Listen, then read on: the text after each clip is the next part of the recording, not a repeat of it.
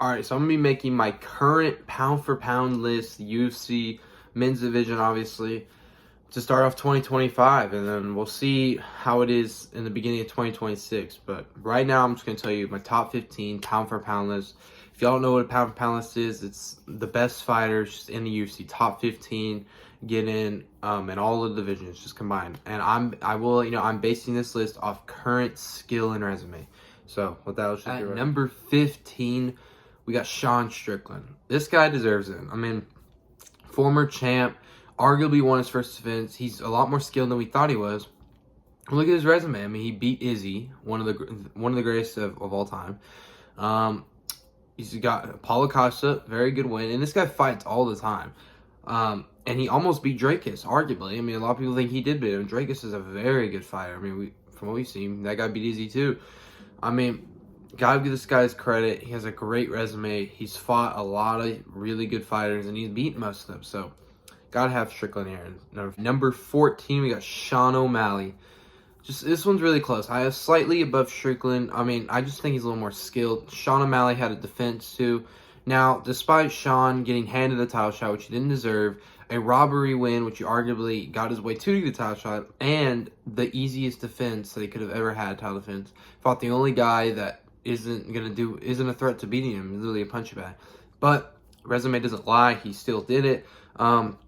He is getting worse and worse by every fight I've seen. He used to be a lot better for striking. Now with the combos, now he doesn't shoot a lot of combos, he just looks for a knockout.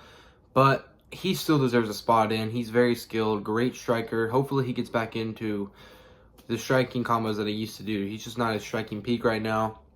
Hopefully he'll probably be back in the next fight. I mean, not 2 fight losing streak, but Marab, I mean, he kind of destroyed that. But great fighter, deserves a spot, former champ. Maybe he'll get the belt back. But for number 13, we got Alexander Volkanovski. I mean, not much to be said about this. He obviously deserves a spot in here. He was literally, last year, 2 years ago, he was the number 1 pound-for-pound fighter in the whole UFC. He deserves a spot. Very, very skilled, very good high IQ, well-rounded fighter. Obviously, this guy's done so much. In my opinion, he's the go-to featherweight. He is on a 2 fight losing streak, but look who he's fought. Ilia Topuria, Islam Makhachev, the best fighters in the UFC, arguably. Obviously, he deserves a spot. Not much to be said. And at number 12, might get some of y'all mad, Israel Adesanya. This guy is so underrated. No one even knows how good he is. I don't understand why people hate on him so much. But as a fighter, listen, he's, in my opinion, the greatest striker ever. One of the greatest strikers to ever touch the sport, if not, arguably. In my opinion, he's the middleweight GOAT. If you want to say Silva, fine. But, yeah, dude, this guy's on a 2 fight losing streak as well. Similar to Volk. The only difference is he's a little more skilled, and he got his belt back. Volk never got his belt back. So, I mean, gotta give a little more credit to Izzy. Izzy obviously looked really good in his last fight. I mean, he looked the best he ever won, arguably. But Drakus still won. I do think he's gonna get that win against Madoff, and maybe potentially come up to the number 10 pound-for-pound list, in my opinion.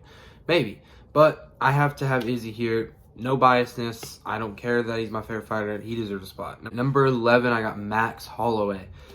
Yeah, this guy, obviously, I have to have him in here. Arguably a top 10 pound-for-pound fighter. I thought about putting him in here, but I got him at number 11. He's a BMF champ right now. And just what he did in 2024, that knockout against Gagey was crazy. He's fought a lot of good names in 2023. Arnold Allen, Korean Zombie. Obviously, we know he got knocked out by Ilya, but I knew he was going to get knocked out by Ilya. Didn't take a spot off in the pound-for-pound list. So, yeah, not much to be said. Obviously, Holloway's a great boxer, great striker.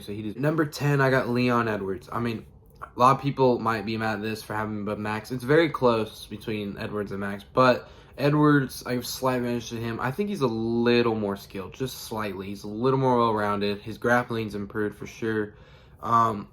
Yeah, he just had his title reign just ended. He had 2 title defenses, great run. He deserves to have a spot here just because he lost 1 fight. And people say he sucks as Bilal. Well, y'all are just casual if you say that, because Bilal is, yeah, I'm not even getting into about Bilal Mahad's potential. But Leon Edwards, great fighter, had a great run. It's pretty well-rounded, good fight IQ. Not the best, but yeah, I gotta have him here. We can't forget all the things he's done. At number 9, a much controversial spot. Everyone's gonna be mad as John Jones is at number 9. Listen, I know he's the GOAT. I hope Danny White's not watching this. I know he's the greatest of all time. He's number one. But we're talking about current skill and resume. This guy's fought 2 times in the last 4 years. He is number 9 on the pound for pound list. I think, obviously, he's very, very skilled, but all the champions are very, very skilled. And his resume is not that great. In the last 4 years, it's current skill and resume is what I'm basing this off. And if it's off current skill and resume, he deserves to be here. He beat a washed Stipe with the whole 2-year layoff, and then beat Cyril Gane, which was very good. Very good win by Cyril Gane, but then took a 2-year layoff.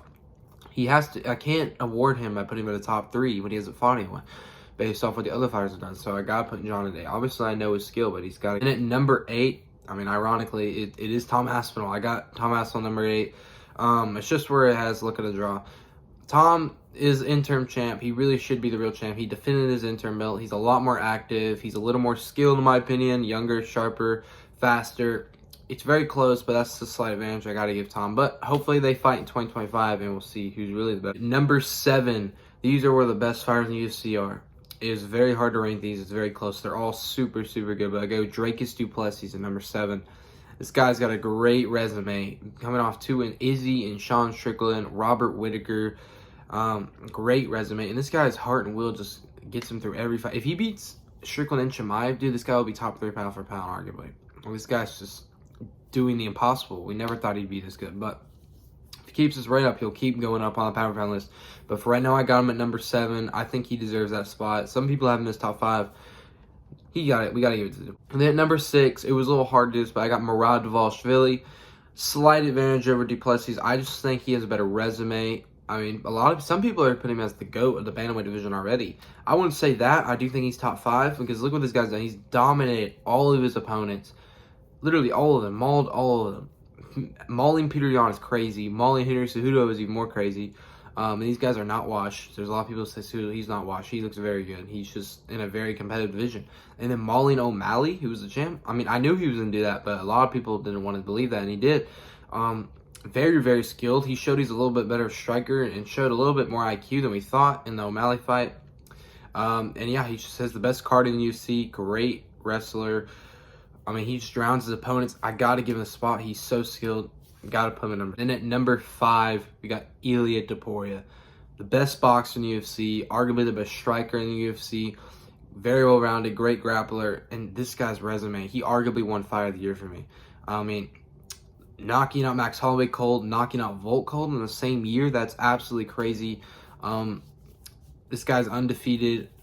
I mean, the sky's the limit for this guy. I mean, I don't know how good he's going to be. I don't know if he's ever going to lose. The only guy that I think can beat him is Islam Makhachev, and I really hope we can see that fight in 2025. But I don't know if we'll see it. I hope we do. Got to go Ilia top 5, arguably even higher. Number 4, a lot of people are mad at this. It's Bilal Muhammad. I got Bilal Muhammad number 4. I think him and Islam are the most well-rounded fighters in the UFC. This guy is the future. There's no one going to beat this guy. Literally no one. He honestly is arguably one of the best fighters I've ever seen. I'm not even glazing here. Trust me. As an MMA expert, and I study the game, I know what I'm talking about. He is extremely well-rounded. He's a great boxer who fights with extremely good pressure, never gets tired, great grappler. No one, not even Usman, mauled Edwards the way he did. And look at this guy's resume. He's mauled everyone. It's on like a 14-fight win streak, dumping Edwards on his head. No one's done that to Leon, ever. I mean, I have to give him his credit. I got to put him... It was over 5 or 4 for me. It was toss-up with Tim and Ilia. I'm going 4. Yeah, he's just that good. I mean, there's nothing he sucks. He's good at everything. He's a good kickboxer, too. I mean, look at this resume. Mauled Leon. Mauled Burns. Beat Sean Brady. People don't understand how good Sean Brady is. That's arguably his best win. And I think that's the guy who has the best chance to beat him, but we'll see if they get that fight. Mauled Luque. Mauled Wonderboy. He's mauled Maya. Literally, mauled everyone. He deserves the spot number 4, guys. At number 3, top 3 fighters in the UFC, you got Alexandre Pantoja, the most underrated fighter in the UFC, arguably.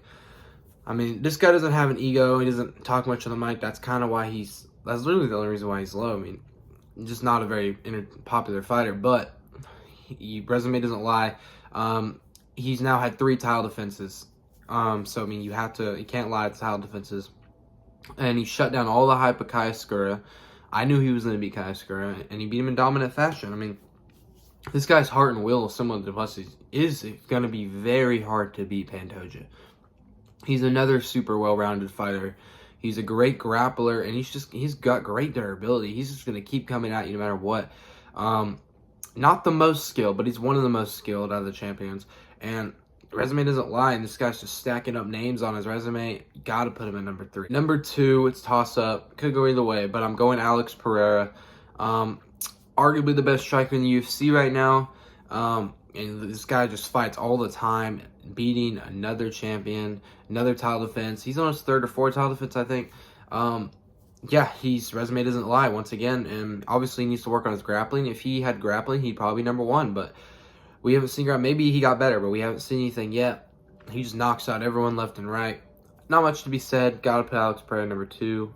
Don't even think anyone's, of course. Number 1, we got Islam Makhachev, pound for pound king, GOAT. He's been up here for like a really long time, number 1. He's, not much to say, he's the best fighter in the UFC. It's him, Bilal, and Eli off skill. And off skill and resume, it's him, number 1. Most well-rounded fighter in the UFC, along with Bilal.